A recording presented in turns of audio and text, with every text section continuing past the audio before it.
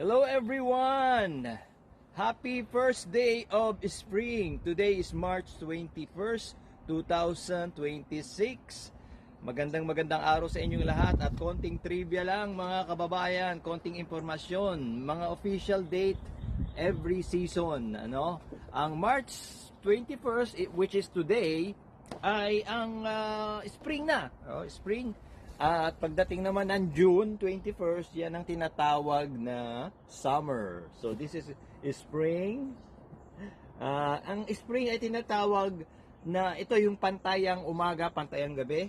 Spring equinox din, spring equinox, o vernal ang tawag, vernal equinox. Yung summer naman is June 21st, di ba? Summer.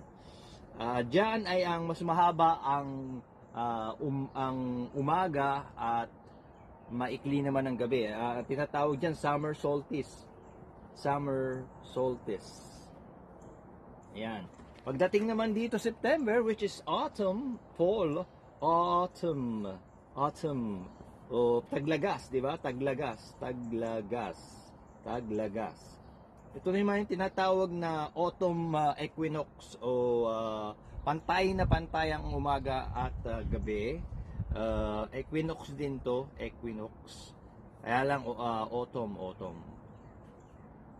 Yan. So dito pantay ang umaga at gabi, dito pantay din ang umaga at gabi. This December 21st, which is yung winter, right? Taglamig.